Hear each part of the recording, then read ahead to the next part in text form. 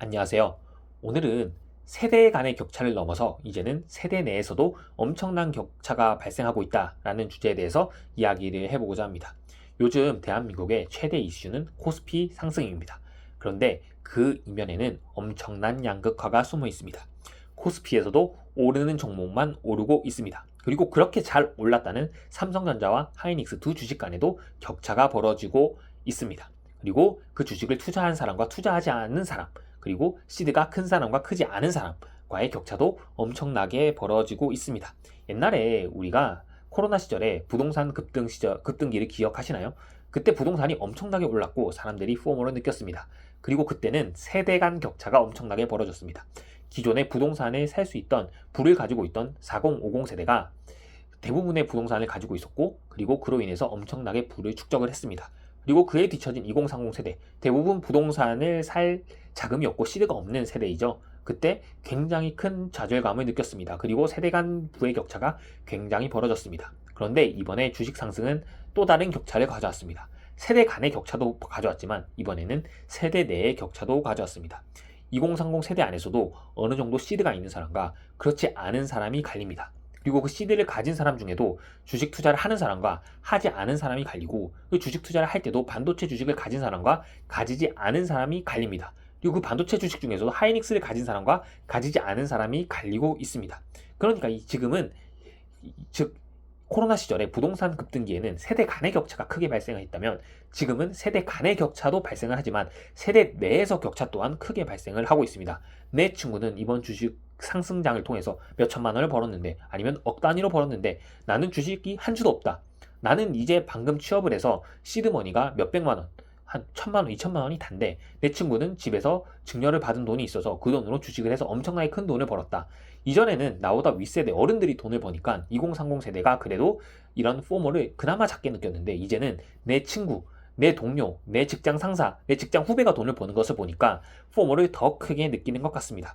그리고 이러한 코스피 상승으로 인한 양극화가 사회에 굉장히 어두운 점으로 다가올 것이라고 생각을 하고요. 이게 어떻게 보면 구조적인 문제라고 저는 생각을 합니다. 저도 시장의 흐름과 자본시장의 논리를 굉장히 좋아합니다. 열심히 한 사람이 부를 축적하고 열심히 한 사람에게 성과가 주어지고, 그리고 이 시장의 흐름, 기본적으로 인간이 개입하는 것보다는 시장이 합리적이라고 생각을 합니다. 하지만 지금같이 코스피가 무지성으로 상승을 하고, 무지성은 아니죠, 실적에 받침이 되었지만 어찌됐건 간에 엄청나게 상승을 하고, 그 상승으로 인해서 이런 구조적인 양극화가 발생을 하는 것은 굉장히 큰 문제라고 생각을 합니다. 지금 정부는 부동산 투자를 억제하기 위해서 코스피 부양책을 가지고 왔습니다. 그리고 저는 처음에는 그 정부 정책이 굉장히 박수를 쳤습니다. 왜냐하면 상법 개정을 통해서 대한민국의 지배구조를 개선을 하고 대한민국 금융시장도 장기 투자를 할 수 있는 방향으로, 그리고 주주에게 환원을 하는 방향으로, 그리고 선진화된 금융시장으로 나아가는 정책들이 많이 발표가 되었고, 그러한 상법 개정들이 정말 좋은 방향이라고 생각을 했습니다. 그런데 그 뒤에는 대한민국의 이제 코스피를 상승시키기 위한 정책들이 대한민국의 이런 시장 구조를 개선하는 정책들이 아니라 코스피의 수급을 가져오는, 예를 들어서 국민연금의 리밸런싱 기한을 연기한다거나 아니면 무슨 레버리지 상품을 출시한다거나 이런 방향으로 흘러가고 있거든요. 그러니까 대한민국의 시장의 질적인 개선이 되는 것이 아니라 유동성을 코스피에 점점 가두는 정책들이 발생을 하고, 그로 인해서 코스피가 더 과열되고 있다라고 저는 생각을 합니다. 그리고 대한민국의 주가가 오르면 좋습니다.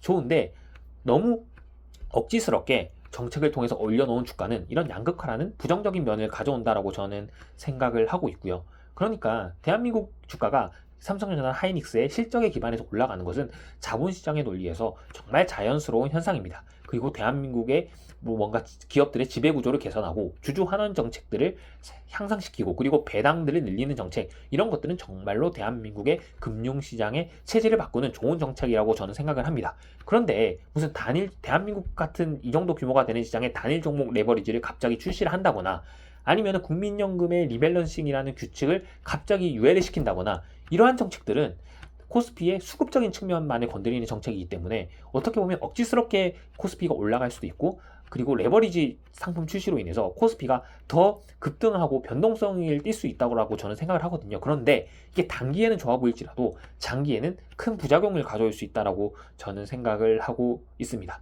특히 요즘 국민연금 같은 경우도 리밸런싱을 유예했습니다. 이제는 곧 한다고 하지만 어쨌든 간에 기한을 유지했고 국내 주식 비중을 굉장히 높이 올렸습니다. 그런데 노르웨이나 이런 국부 펀드 같은 경우에는 국내 주식 투자 비중을 굉장히 제한하고 있거든요. 왜냐하면 이러한 국민연금은 굉장히 큰 규모의 기금이기 때문에 이것이 정치적으로 활용된다면 이 시장을 자주 우주할 수 있고 정치적으로 운영돼선 절대로 안 되는 국민들의 노후 자금이기 때문에 노르웨이 같은 나라는 본인들의 국부 펀드가 노르웨이 국내 주식에 투자하는 것을 굉장히 제한적으로 하고 있는데요. 대한민국은 이번에 이 원칙을 깨뜨리고 국민연금의 리밸런싱을 유예했습니다.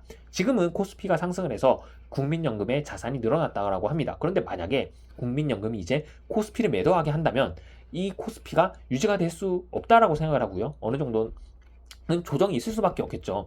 그리고 지금 국민연금이 늘어난 자산은 코스피의 평가액입니다. 즉 실현되지 않은 자산이고요. 국민연금은 절대 그 평가액으로 실현을 할 수가 없습니다. 왜냐하면 국민연금이 팔기 시작하면 어쨌든 간에 수급상 하락 압력이 있을 수밖에 없기 때문에 지금 당장 무슨 평가액을 보여주면서 국민연금 평가액이 이만큼이 됐으니까 국민연금의 고갈 시점이 늘었다라고 단순하게 계산하는 것은 저는 조금 문제가 있다라고 생각을 하고요.